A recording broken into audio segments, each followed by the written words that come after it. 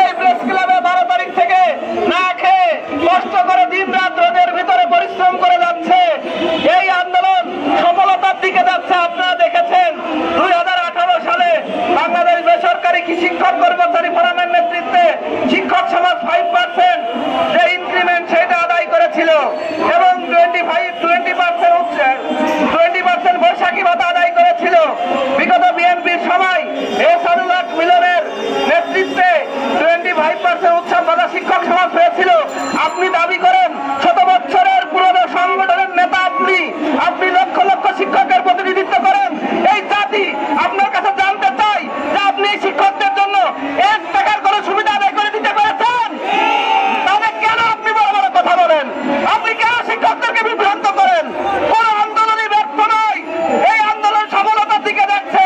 আপনি 5 আগস্টের পরে আপনি সম্মেলন করেছেন, সম্মেলন করে আপনি আপনার কমিটি করেছেন।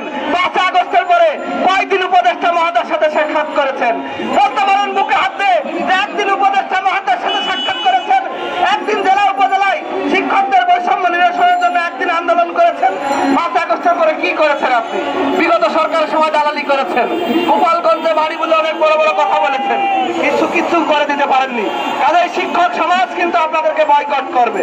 শিক্ষক সমাজের ভাষা বুঝেন, শিক্ষক সমাজের মনের কথা বুঝেন। ইনশাল্লাহ আমাদের আন্দোলন, প্রিয় ভাইরা আমার, আমরা এতটুকু বলতে পারি যে আমাদের আন্দোলন সফল হবে হবে হবে ইনশাল্লাহ। আমরা সরকারকে স্পষ্ট করে জানিয়ে দিয়েছি। এর আগে 4 দিন সাক্ষাৎ করেছি, আমাদের প্রতিনিধি দল গিয়েছে। আমার মনে হয় আমরা যতটা চেষ্টা করেছি, কোন সংগঠন বাংলাদেশে এত চেষ্টা করেছে কিনা সন্দেহ। এবং এই 12 তারিখে কর্মসূচি পালনের পর থেকে আমরা সরকারের সাথে কয়েক দফা বৈঠক হয়েছে। সরকারের পক্ষ থেকে আমরা একবার সাক্ষাৎ করেছি, দ্বিতীয়বারও আবার আমরা সচিবালয়ে গিয়েছিলাম। আমরা আমাদের চেষ্টা অব্যাহত রাখছি। ইনশাল্লাহ শতভাগ উৎসব ভাতা এবং বাড়ি ভাড়া চিকিৎসা ভাতা সহ আমাদের বৈষম্য দ্রুতই খারাপ হয়ে গেছে। সারা বাংলাদেশে শিক্ষক সমাজের পক্ষে আপনারা নেই, এই কারণে শিক্ষক সমাজ আপনাদেরকে গালিগালাজ করছে। এই কারণে গালিগালাজের হাত থেকে বাঁচার জন্য এই আন্দোলনকে নস্যাৎ করার জন্য চেষ্টা করছেন। আমরা বলে দিতে চাই, এখানে যে উপস্থিতি হোক না কেন, 5.5 লক্ষ শিক্ষক কর্মচারী আমাদের সাথে আছে, সাথে থাকবে ইনশাআল্লাহ। প্রিয় ভাইরা, আজকে বিভিন্ন জেলা উপজেলা থেকে শিক্ষকরা আসছেন।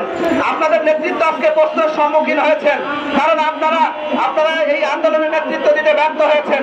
এই কারণে আপনাদেরকে বয়কট করে যখন বিভিন্ন জেলা উপজেলা শিক্ষক নেতৃবৃন্দ আসা শুরু করেছে, তখন থেকে আপনাদের মাথা খারাপ হয়ে গেছে।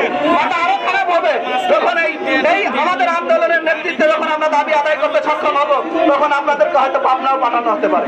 প্রিয় ভাইরা আমার, আমি আমার বক্তব্য দীর্ঘায়িত করবো না। এই আন্দোলন চলছে, আন্দোলন চলবে। কোনোভাবেই সরকারের ঘোষণা ছাড়াই আন্দোলন বন্ধ হবে না, হবে না, হবে না। আপনাদেরকে আমরা বলবো, জেলা উপজেলা থেকে যেভাবে আজকে 12টা দিন যেভাবে আন্দোলন চলছে, আমার মনে হয় আমরা যদি রেকর্ড নিতাম, মিনিমাম 50,000 শিক্ষক এখানে উপস্থিত হয়েছে। ইনশাল্লাহ আগামী দিন থেকে শিক্ষকদেরকে ঢল নামবে। আগামী মঙ্গলবার আমরা আমাদের বাচ্চাদেরকে নিয়ে, আমাদের পরিবার জনকে এখানে নিয়ে এসে আমরা সচিবালয় অভিমুখে লং মার্চ করবো, পদযাত্রা করবো ইনশাল্লাহ, যতক্ষণ পর্যন্ত সরকারের পক্ষ থেকে দাবি আদায় না হবে। প্রিয় উপস্থিতি, আপনাদের সবার জ্ঞাতার্থে জানাচ্ছি, বেলা 12টা 30 মিনিটে আমাদের মিছিল হবে, বিক্ষোভ মিছিল। সেই মিছিলে প্রত্যেকে অংশগ্রহণ করবেন, সে উদাত্ত আহ্বান জানিয়ে আমি আমার বক্তব্য শেষ করছি।